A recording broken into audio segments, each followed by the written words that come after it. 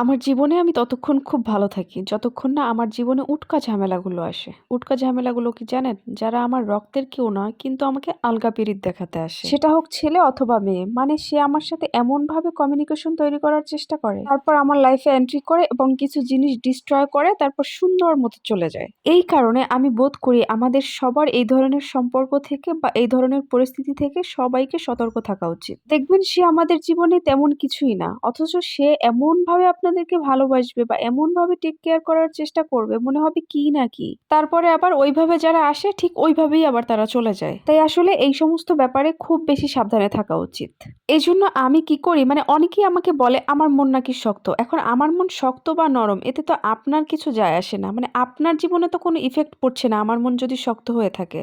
এখন আপনার কথায় আমার মন নরম করতে যেয়ে আমি কেন ধোঁকা খাবো বলেন? আর সব থেকে বড় কথা হচ্ছে আমার একটা পরিবার আছে।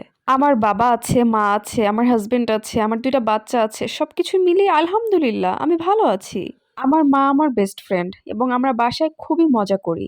এর জন্য আমার বাইরের কোনো উটকা মানুষের তো কোনো দরকার নাই। বিশেষ করে আমাদের মেয়েদের একটা বেশি কমন সমস্যা, সেটা হচ্ছে আমাদের যদি কোনো মেয়ের সাথে বন্ধুত্ব হয়, আমরা আমাদের পেটের সব কথা বলে দেই। এরপরে কোনো না কোনোভাবে যদি তার সাথে কোনো ঝামেলা হয়, সে আবার যে পুরো পৃথিবীর কাছে সেই কথাগুলো বলে দেয়। এইসব ব্যাপারগুলো নিয়ে পরে আবার আমরা খুব মন খারাপ করে থাকি। আচ্ছা, যখন বলেছিলেন তখন তো আর কেউ আপনাকে জোর করে বলায়নি বা সেও আপনার পেট থেকে জোর করে কথাগুলো নেয়নি।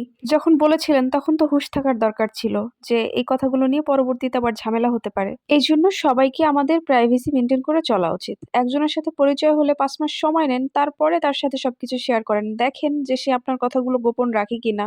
দেখবেন কিছু মানুষ আপনার জীবনে আছেই আপনার ব্যাপারে দুর্নাম করার জন্য। মানে আপনি ভালো থাকবেন বা ভালো আছেন এটাই তারা সহ্য করতে পারে না।